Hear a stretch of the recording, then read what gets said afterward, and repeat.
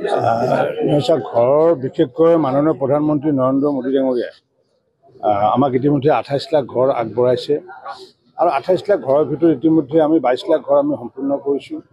বাকী 6 লাখ ঘৰৰ নিৰ্মাণ কাৰ্য চলি আছে।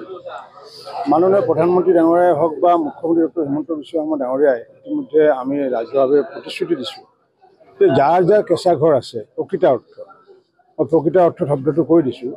প্ৰকৃত অৰ্থত যাৰ যাৰ কেঁচা ঘৰ আছে আমি তেওঁলোকক ঘৰ দিয়াৰ কাৰণে আমি প্ৰতিশ্ৰুতিবদ্ধ, আমি দায়বদ্ধ আৰু সেইকাৰণে আগন্তুক দিনত মাননীয় প্ৰধানমন্ত্ৰী ডাঙৰীয়াই ইতিমধ্যে এটা সিদ্ধান্ত লৈছে যে 2 কোটি আমাৰ নতুনকৈ ভাৰতবৰ্ষত ঘৰ দিবগৈ আৰু 2 কোটিৰ ভিতৰত আমি প্ৰথম পৰ্যায়ত আমি 10 লাখ আমি ঘৰ পোৱাৰ সম্ভাৱনা আছে।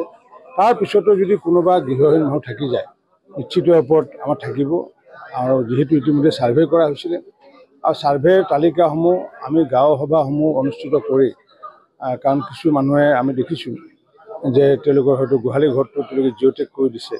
গতিকে সেইবোৰ আমি ভালকৈ পৰীক্ষা নিৰীক্ষা কৰাৰ কাৰণে আমি সভাপতিসকলক আহ্বান জনাইছোঁ, সচিবসকলক আহ্বান জনাইছোঁ গাঁও সভাত যাতে সেইবোৰ সুন্দৰকৈ যাতে পাৰিত কৰি যাতে সভাপতিৰ স্বাক্ষৰ যাতে থাকে, সভাপতি সচিবৰ যাতে স্বাক্ষৰ থাকে আৰু তাৰ পৰৱৰ্তী সময়ত আমাৰ পঞ্চায়ত বিভাগৰ আমাৰ বিভাগৰ যিসমূহ এগ্ৰিগেটেড ইঞ্জিনিয়াৰ হওক বা যিসমূহ বিভাগৰ বিষয়া কৰ্মচাৰী হওক সেই তালিকাখন ঘৰে ঘৰে গৈ পেলাই ছাৰ্ভে কৰি পেলাই পুনৰ যদি থাকে তেনেহ'লে তেওঁলোকক ঘৰ দিয়া আমি ব্যৱস্থা কৰোঁ। লোৱা নহয় এতিয়া ধৰক জিঅ'টেকিং এতিয়া আমি নিজে আমি কৰা ব্যৱস্থাও আছিলে।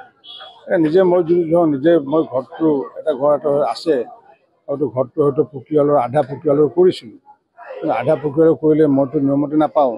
কিন্তু মই নাপাওঁ যিহেতু মই কৰিছোঁ কি কাষৰ এটা সৰু ঘৰ এটা এই ঘৰটো যেনিবা মই দেখাইছোঁ, কিন্তু জিঅ'টেকিং কৰিব পাৰে কিন্তু আমাৰ যিহেতু চেক কৰা হ'ব যিহেতু গতিকে প্ৰকৃত অৰ্থত যদি পকী ঘৰ যদি আছে পকী ঘৰত থকা মানুহে ঘৰটো নাপাব।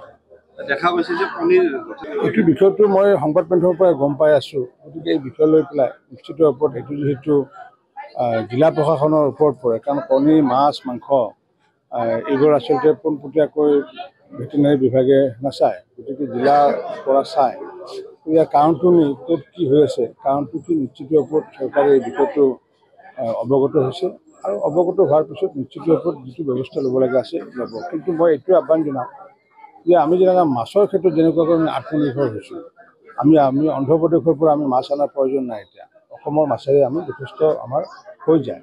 গতিকে কণীৰ ক্ষেত্ৰতো আমি নিজে যদি আমি আগন্তুক দিনত ব্ৰইলাৰ ফাৰ্মেই হওক বা বিভিন্ন ধৰণৰ পল্ট্ৰি হওক বা এনেকুৱা ব্যৱস্থা কৰোঁ আৰু যেতিয়ালৈ আত্মনিৰ্ভৰ আমি যেতিয়ালৈ নহওঁ তেতিয়ালৈ ডিপেণ্ডেণ্ট হৈ থাকিব লাগিব আৰু ডিপেণ্ডেণ্ট হ'লে বিভিন্ন ধৰণৰ কাৰণৰ কাৰণে এইবোৰ দাম বৃদ্ধি হৈ থাকিব।